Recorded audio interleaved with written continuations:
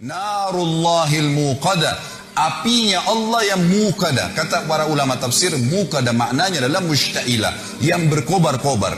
Teman-teman sekalian, renungi makna ini. Kalau seseorang di antara kita mengambil korek gas yang biasa dipakai bakar oleh teman-teman kita mungkin yang masih merokok, kalau dia bakar jarinya 10 detik saja, jari dibakar dengan api yang kecil sudah memar. Kalau 10 detik, kalau 1 menit teman-teman sekalian sudah cukup untuk membuat matang tangan itu dan perlu operasi untuk diperbaikin. Bagaimana dengan api yang berkobar-kobar? Banyak orang tidak merenungi masalah ini, tidak memikirkan. Tetangga saya pernah mengalami kebakaran di kota Makassar pada saat itu beberapa tahun lalu. Saya coba ingin membantu saja, tiba-tiba ada api yang sangat besar menyambar di depan mata saya. Dan saya membayangkan bagaimana kalau api itu subhanallah menyambar tubuh saya bisa hangus seketika pada saat itu. Tapi alhamdulillah Allah masih selamatkan. Tapi saya jadikan sebagai pelajaran. Api yang berkobar teman-teman sekalian luar biasa. Kalau membakar maka akan menghanguskan tubuh seseorang. Allah mengatakan narullahil muqadah, apinya Allah yang berkobar-kobar. Cukup sampai situ? Ternyata tidak. Allah masih sambung lagi. Allati, yang api itu tattali'u 'alal af'idah. Sifatnya api itu kalau dibakar kakinya penghuni neraka nanti yang humazah dan lumazah ini akan membakar sampai ke jantungnya.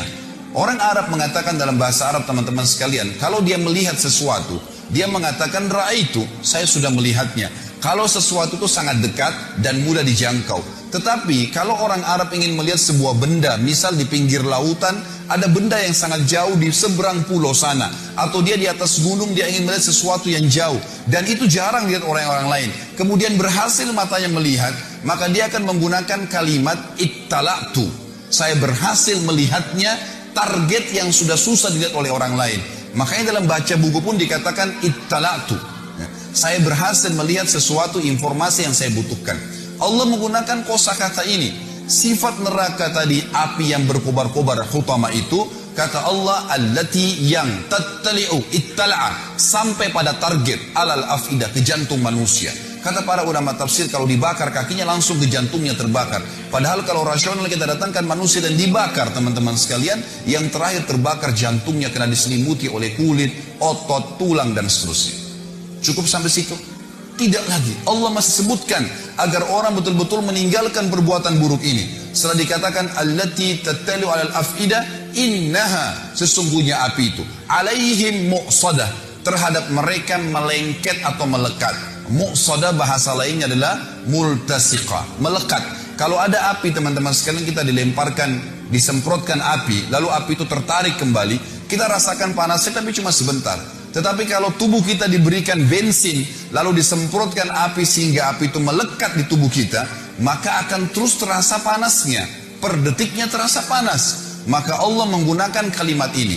Api neraka hutama tadi itu bukan hanya berkobar-kobar, tapi pada saat disemprotkan ke tubuh seseorang nanti, naudzubillah, yang melanggar melakukan dua perbuatan ini, apinya akan melengket ke tubuhnya sampai terbakar, baru padam api tersebut. Diulangi lagi, begitu terus, tidak akan pernah habis sampai dosanya dibersihkan oleh Allah Subhanahu wa taala.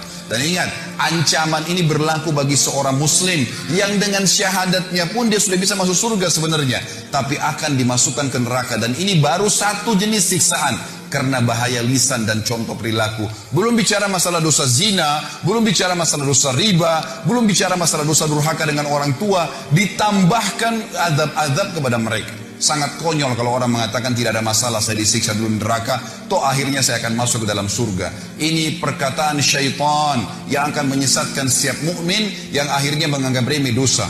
Subhanallah, Allah mengatakan sungguhnya api itu sampai ke dalam jantung manusia dan api itu melengket pada mereka. Inna alaihim muqsadah. Tidak cukup sampai situ teman-teman sekalian. Allah menutup surah ini dengan kalimat, kata ulama, yang luar biasa. Kalimat ini menandakan siksaan yang luar biasa, tidak bisa dibayangkan. Fi amadin mumaddadah, kata Allah, dan mereka akan diikat di tiang-tiang yang bergelantungan. Kata ulama tafsir, penutupan surah ini luar biasa kalau orang memahaminya. Rasionalnya begini, kalau masjid ini kita tutup semua, tidak ada lubangnya sedikit pun, lalu kemudian kita bakar dengan api teman-teman sekalian, ada orang yang mau dibakar di sini, nggak diikat di tiang, dibiarkan dia berlari-lari sana sini, tapi penuh dengan api ruangan ini. Pasti dia akan mati terbakar, tapi ada jeda pada saat dia lari ke sana, dia lari ke sini, ada jeda, dia tidak rasakan panasnya api. Kalau ada orang kita ikat di tiang masjid ini, lalu kita bakar, Ditutup semuanya, dia nggak bisa lari karena terikat. Juga masih ada jeda di mana dia bisa menginjak-injakkan kakinya ke lantai sehingga api dari bawah kakinya padam. Memang dia terbakar, tapi masih ada jeda di mana dia tidak rasakan panas. Tetapi teman-teman sekalian, renungi makna ayat ini, namanya tadabbur, mengambil hikmah dan hukum yang Allah inginkan. Kalau kita tancapkan tiang di atas atap masjid ini, ditancapkan tiang seperti misalnya tiang lampu yang besar, lalu kita ikat seseorang di situ, kemudian dibakar ruangan ini, dia bergerak kiri kanan pun tetap akan merasakan panasnya api siksaan tersebut per detiknya. Dan ini kata ulama adalah makna yang luar biasa, mengandalkan sudah cukup seorang muslim meninggalkan dosa ini, saudara. Surah ini teman-teman sekalian mengajarkan kepada kita tentang bahayanya menyalahgunakan lisan. Dan dari sisi lain, lisan dalam agama kalau dipergunakan dengan kebaikan maka akan baik.